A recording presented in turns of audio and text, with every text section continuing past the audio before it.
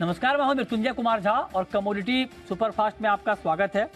सबसे पहले बात होगी चांदी की, क्योंकि चांदी में गिरावट बढ़ गई है और आप देखिए कि एमसीएक्स पर चांदी का भाव इस वक्त 1200 रुपये से ज़्यादा नीचे है। 2 दिन में करीब करीब 4000 रुपये तक की गिरावट आ गई है चांदी में। लंबी और बड़ी तेजी के बाद चांदी में ये शार्प करेक्शन का माहौल बना है। अब सवाल ये है कि क्या ये गिरावट और बढ़ेगी, आपको करना क्या चाहिए, ये बताने के लिए हमारे साथ रवि दियोरा हैं, research head and director Kunvarji Group के। रवि जी, बहुत बहुत स्वागत है आपका। क्या करवा दिया रवि जी चांदी में आपने ये?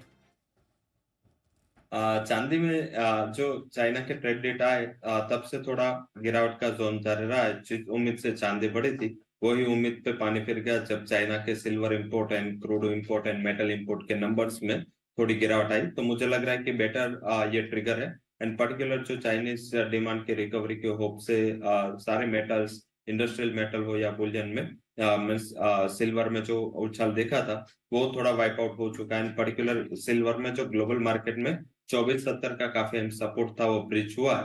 तो मुझे लग रहा है कि अभी 2470 के ऊपर जब तक क्लोज ना हो तब तक ये गिरावट आगे और एक्सटेंड हो सकती है। मेरे हिसाब से अभी भी थोड़ा वीकनेस यहाँ से और एक्सटेंड होना चाहिए। लेवल वाइज बात करें तो अभी 70,600 700 के बीच में बिटवीन कारोबार हो रहा है। कुछ उछाल पे 73,000 पे अभी भी बेच के चले। स्टॉप लॉस आप लगा ले 73,500 का। डाउन साइड मुझे लग रहा है कि 72,000 तक के लेवल आपको 1 से 2 ट्रेडिंग सेशन में दिखने चाहिए। तो और यहाँ से 1 से 1.5% की गिरावट की मैं उम्मीद कर रहा हूँ। 1 से 1.5% आप कह रहे हैं कि और गिरावट चांदी में आ सकती है। तो क्या सर, मतलब नई खरीद करने के लिए, फ्रेश बाइंग करने के लिए क्या अभी 1 से 1.5% और गिरने का वेट करें? जरूर से नीचे बाय करे, इससे बेटर है कि एक रेजिस्टेंस ब्रेक करे उसके बाद बाय करे। जो थोड़े short to medium term trader है वो लोग 2470 का लेवल ध्यान में रखे। इंटरनेशनली अगर ये 2470 के ऊपर जाते तभी उसको बाय करें, क्योंकि ये ट्रेंड तभी प्लस होगा जब वो 2470 के ऊपर क्लोज होगा।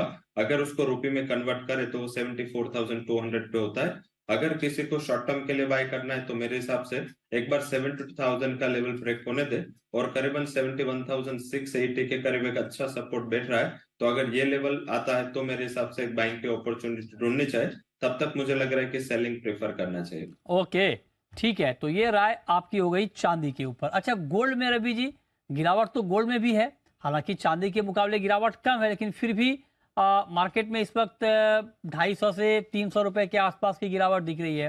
क्या करें गोल्ड में?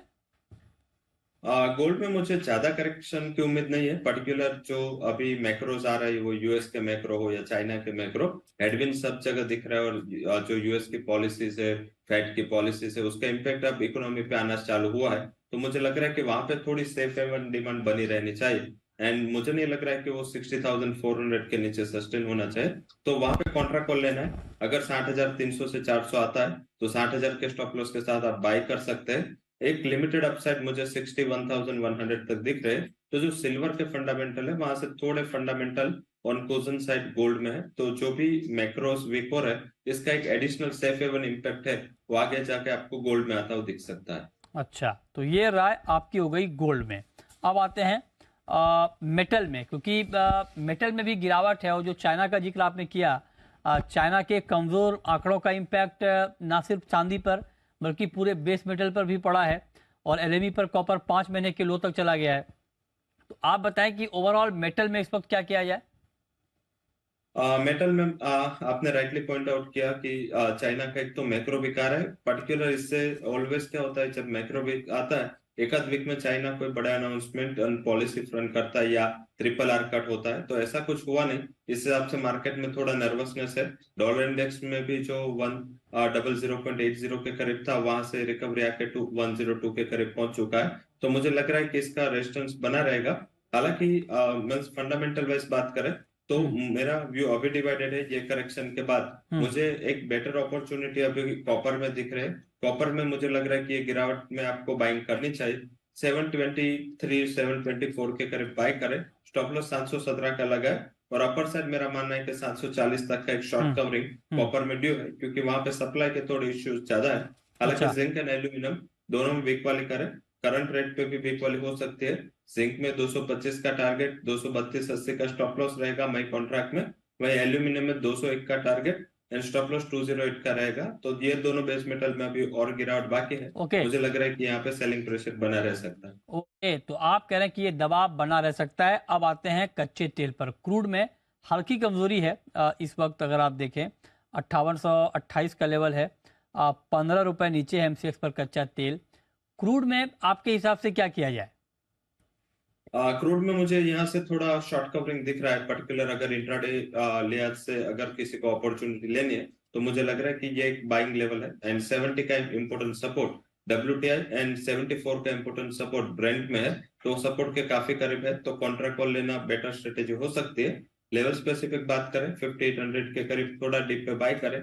स्टॉप लॉस 5760 का लगाए, सिर्फ 40 रुपीज का स्टॉप लॉस लगाए। अपर साइड मुझे लग रहा है कि as a part of short covering 1 से 2 ट्रेडिंग सेशन में 5920 तक के लेवल आपको दिखने चाहिए। 5920 ये लेवल आप कह रहे हैं कि कच्चे तेल में दिखना चाहिए, इस पे आप नज़र बनाकर चलिए। ओके, अब बढ़ते हैं आगे, बात करते हैं एग्री मार्केट की। एग्री में जीरा आज नीचे है और ग्वार ऊपर है। तो पहले मैं आपसे ग्वार पर ही पूछता हूँ। ग्वार में आप देखिए थोड़ी बहुत तेज़ी है, हालांकि तेज़ी पिछली बार मतलब जब भी तेज़ी आती है उसके बाद बिकवाली आ जाती है मार्केट में। आज की इस तेज़ी पर कितना ट्रस्ट किया जाए, कितना भरोसा किया जाए?